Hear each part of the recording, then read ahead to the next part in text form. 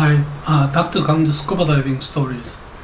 Recently I've been preparing and making the video clip for hazardous marine lives, 10 of them. And I made like 6 video clips. I thought I should also talk about some good side of diving. And today's topic that I have picked is about nudibranchs.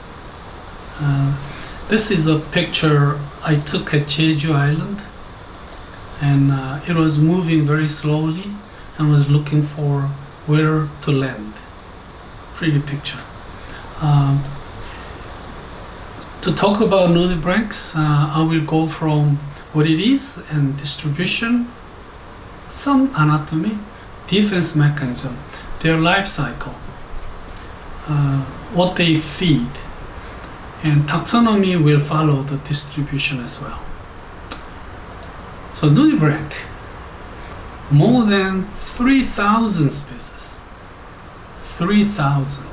How many have I seen so far? How many have you seen so far? And those 3,000, they all have different names. Amazing.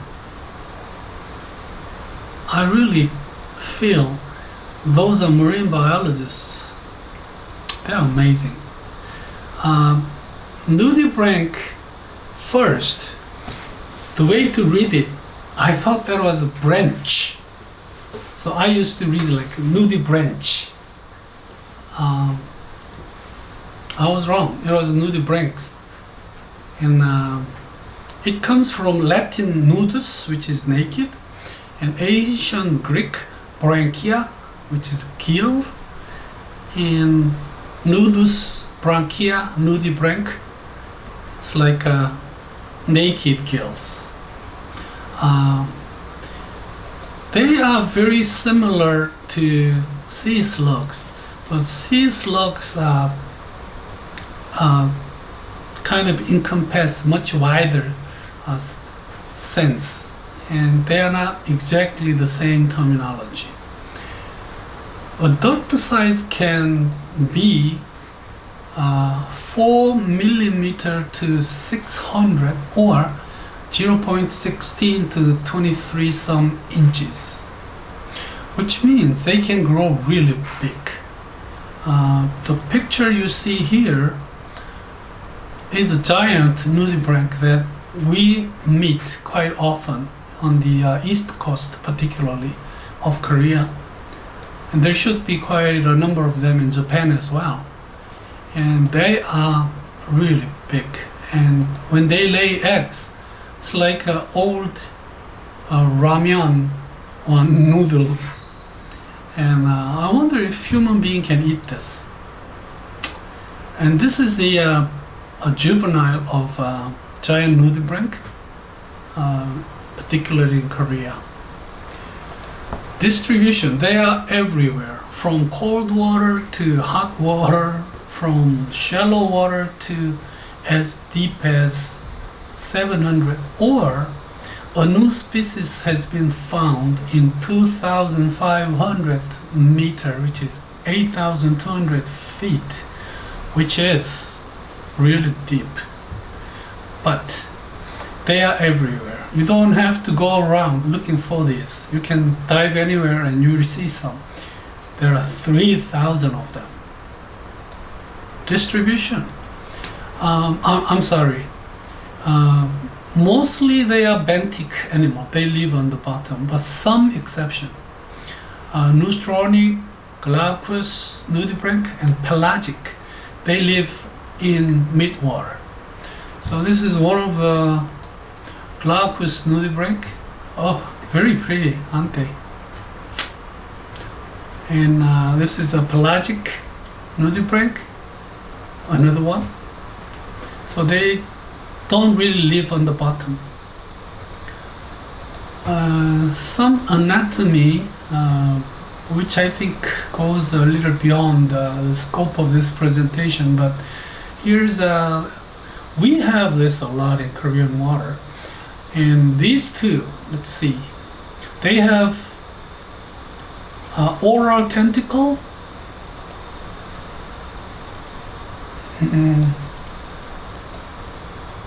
and the foot tentacle as well. And they have eyes. Very interesting. They have eye right here. I thought they didn't have eye. Yeah, they all have their own names. And this is another picture I took in the East Coast. They have their own defense mechanism. They have lost their shells during evolution. So they are naked now. They are naked to the nature, they are naked to any who wants to prey on them. To defend themselves, they camouflage as surrounding animals. For example, sponges or soft corals. They are intensely bright and contrasting color and keep the predators away from them. Many are nocturnal or cryptic. They eat hydrozoid and use hydrozoid's nematocysts themselves. They accumulate them in their body, and the chemical defenses that these show is not toxic but gives a very, very bad, awful taste. So any fish who ever tried to eat that might find out that this is awful and tell their kids not to eat that. They release acid from their skin too. So these are the defense mechanism of this nude animal. There are two species that produce audible sound to human. They are called Earlis punctata and Tritonia arborescensis. These two make sound and keep other animals away from them. I was really surprised to hear that these can make a noise, because I never heard any, I don't remember I have heard any of these making a sound. These two are of the kind. Now, most important or most interesting part of nudibranch is their life cycle. They are hermaphroditic, which means in one body they have male and female organs together, but still they cannot fertilize themselves. They need two to exchange from whatever, and they both get pregnant, and they both lay eggs. So there is no male or female, but there are only nudibranchs. Very interesting picture of this. Shows the connection of their body by their genitals, and they exchange whatever they need to make eggs. The same picture, and this one was a reward to me, because I came back from it was Twin Rocks, Anilao, Philippines. When I came back to my boat, I couldn't find my knife. So I went back to the same site. I found it, and on the way back, I found these beautiful animals in love.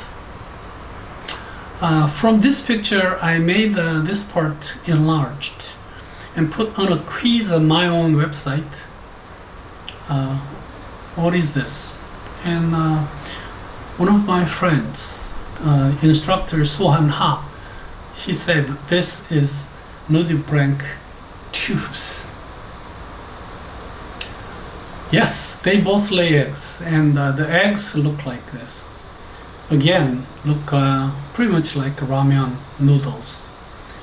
A very interesting picture, and I don't think I can even draw or circle like this. This one is also interesting because their eggs look pretty much like, or have the color of their tentacles. Pretty much like this too. They have yellow spots on the body, and they have yellow eggs. This is pre-old eggs, and looks pretty much like a flower, you know. Same thing. What do nudibranchs eat? They are carnivorous. They eat animals, sponges, anemone, other slugs, or their eggs. Cannibalism is very common in nudibranchs. They eat their own species.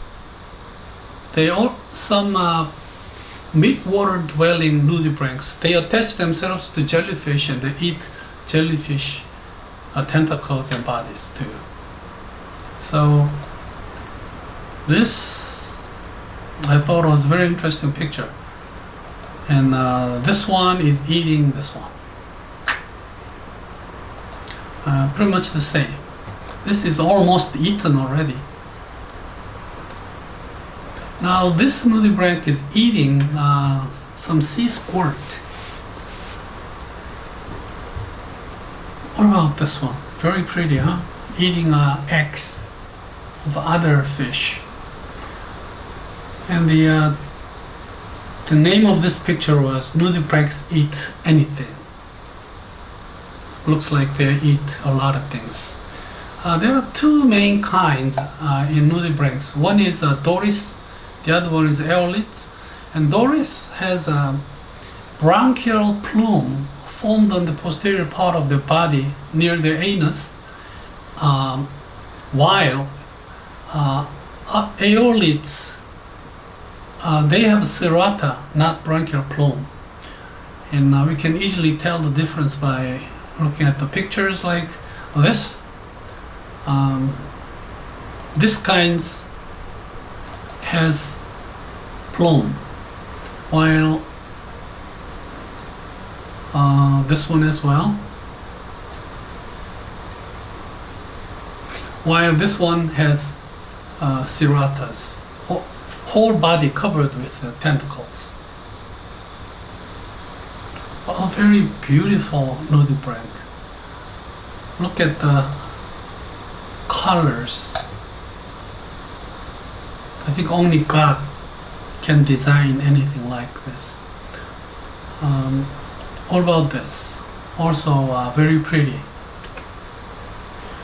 So today, instead of some dangerous things, I wanted to talk about some beautiful thing. And today's topic was nudibranch. And thank you very much for listening, and hope to see you soon. Bye bye.